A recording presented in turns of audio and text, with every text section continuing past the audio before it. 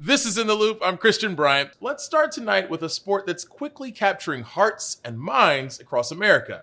And we're not talking about soccer. It's pickleball, the racket sport that's existed since the 1960s and long been a staple of retirement communities, is winning over a much younger crowd. And a ton of money has flowed in, with high-profile athletes like LeBron James and Tom Brady investing in pro pickleball leagues. Pickleball has seen explosive growth, both at the pro level and among recreational players. So, big question here, why is this happening?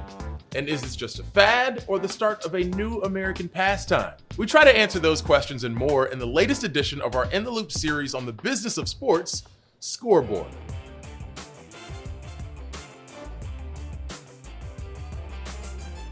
All right, so let's start off with the basics, like what is pickleball? It's a racket sport with a net. It looks similar to tennis, but played on a court that's a quarter of the size of a tennis court. Individual players or doubles pairs compete to win points by hitting a ball that's similar to a wiffle ball. Scoring setups can vary, but you generally earn points by hitting the ball past your opponents, who can hit the ball on the fly or on a bounce. Players aren't allowed within 7 feet of the net, an area known as the kitchen, unless the ball bounces in that area. The small court size usually incentivizes long rallies where the ball is hit softly or dinked back and forth until one player can hit the ball just right. Just to be clear, no gherkins or kosher dills required. The game has seen explosive growth since the start of the COVID-19 pandemic. Players attribute it to a combination of factors. The game is easy to play outside with a small group, and it's easy to become a competent player quickly. The Sports and Fitness Industry Association released a 2022 report that found that through 2021, pickleball had 4.8 million players in the US, growing nearly 40% over the number of players in 2019. And people love the game, whether they live in big population hubs or, in the case of Oregon native and playwright Cricket Daniel, in a town far from any big cities. She evangelizes about the game she fell in love with when she started playing back in 2018. It doesn't matter that you're not athletic. It's easy to pick up, it's quick, and within 20 minutes of learning the game, you are truly playing the games. I'm in love with pickleball. Like, my husband knows it. He's second banana around here. He hasn't seen me in 4 years. I think I have a kid. I don't know. In cities like New York, the growth has won new converts and left organizers like Eric Ho struggling to find enough space to play, including near him in Astoria, Queens. We created some courts in Astoria, and this was maybe middle of July. And so, what was that, 3 months ago or something? And from nothing, and now there's over like 300 people in this Astoria community that are trying to play like every single day. The crowds have skewed younger, but the way the game works means you can never count out an opponent, as New York player Kareem Karawala found out in a match against some older players. I've played with 80-year-old people on the court, and they can hold their own, and I've been, me and my friend at our last tournament got beat by a 63 and 64-year-old, and we're in our 30s. And when this many people are getting into the game, there's plenty of room for business opportunities. Business partners Barrett Worthington and pro pickleballer Megan Charity head up one of several groups trying to turn the game into a true night out. Their business, Rally Pickleball, is set to pair pickleball courts with food and beer. The first location is opening in Charlotte in spring of 2023, with more expansion likely. We looked at Topgolf at the time. We saw that they were having a lot of success. We thought, if it can be done with a sport as traditionally inaccessible as golf, like certainly it can work with pickleball. The game moves a bit differently than tennis because of its smaller court, different rackets, and lighter ball. It may make the learning curve easier for new players, but as things go along, it can put many former tennis players who make the jump, like former Division I tennis player turned amateur pickleballer Gabby Polner, at a bit of a disadvantage. When I first started though, I hated the kitchen.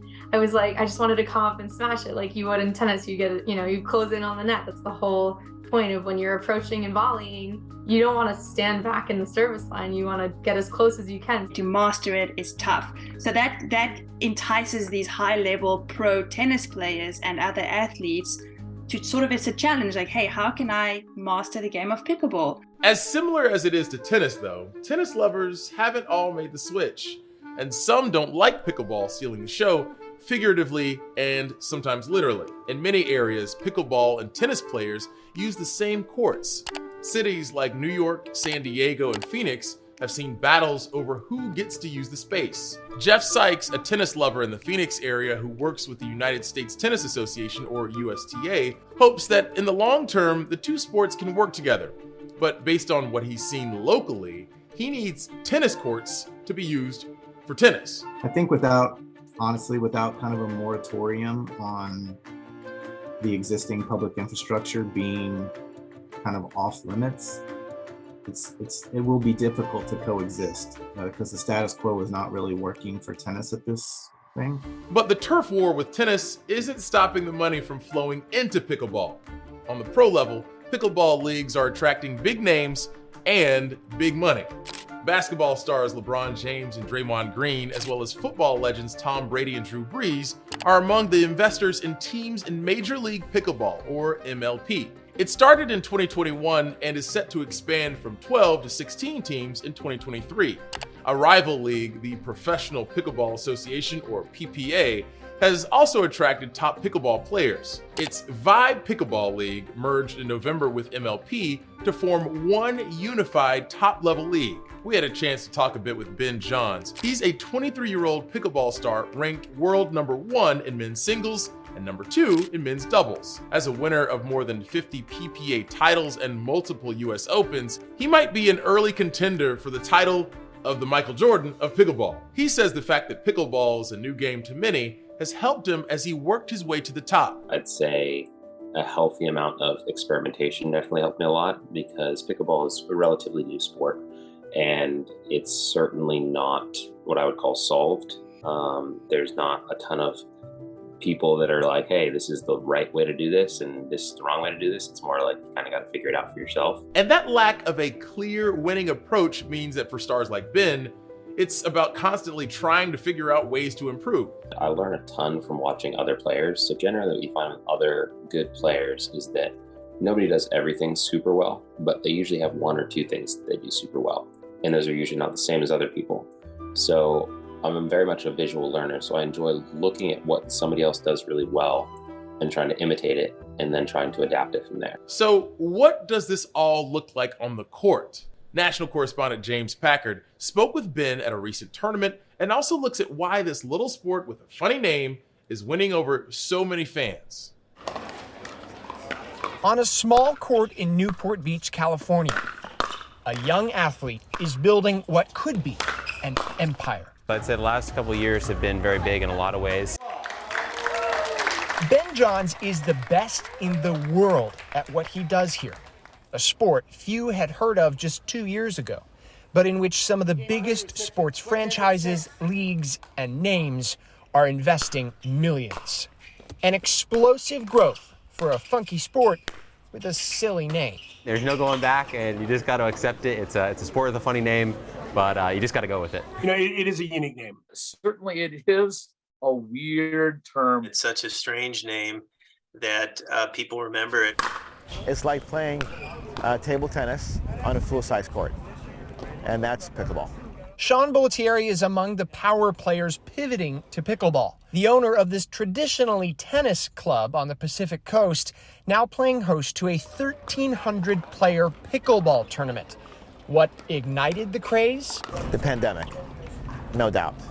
The pandemic really made people think more about how they can socialize, how they can recreate, and this game kind of gave them both at the same time. And in tennis, you're about 80 feet away from each other. And tennis is also a very difficult sport. It takes a lot more skill to play it. Where in this sport, you and I can just hop on the court with our kids and wife, if they had never played pickleball before, and have a nice game. Across the U.S., pickleball now has about 5 million players, according to USA Pickleball, one of the national organizations fighting for dominance over the sport. That's a roughly 35% increase from 2017. It's the fastest growing sport in the U.S., and NBA greats, including LeBron James, are now buying into Major League Pickleball. All of it indicates a bigger, brighter future for pickleball. I do feel it will have a pro following, but I think it could be a little bit more of a niche offering than a widespread, 4 Grand Slams throughout the globe. But again, I've never seen anything like this in my 30 years of racket sports. So for me to put any limitations on this sport, I think would be shortcoming. The game is like a big version of ping pong. A smaller court, a lower net, and faster volleys. It makes for a quicker game, and one that just might be more accessible to the masses. It is a sport that, first of all, is a pretty good in terms of gender balance, right? So men can play directly against women without men having a gigantic advantage like they do in lots of sports, where size and strength give you a huge advantage. It doesn't take a lot of space, so this is really nice from an urban standpoint. Is it takes less than half this amount of space than, for example, a tennis court takes. But as the game gets more mainstream attention and more money, will that accessibility drift away? There are paddles that probably cost $15 in China are being sold for $200-300. Private lessons in pickleball that used to cost $30-40 at a public park today cost over $100. So it's changed quite a bit. And will it really take off? Where my concerns are is from an investment perspective, if there is going to be a media deal and if people are going to watch it on TV. I have some concerns, and I'm not saying it won't translate to TV, but I have some concerns about whether it will translate to TV. I think just the nature of the sport and the nature of the action, it's more like, why didn't racquetball ever take off on TV, or squash, or other, racket sports? 13-3. The scoring of pickleball is almost as bad as tennis. 1-1-2, 2-2-1 is almost like an area code every time. You want to turn on your channel or turn on the TV and know exactly who's winning and who's losing. So maybe there's room for improvement, but ask almost anyone who's picked up a paddle recently and you'll start to understand why this sport has taken off and why it's even starting to make stars out of the likes of Ben Johns. Literally everyone and anyone can play, and they can have a lot of fun on the first day, and I think that's super important. Pickleball has done an incredible job of going on kind of a natural course and doing really well, so I would not want to halt whatever's natural for it.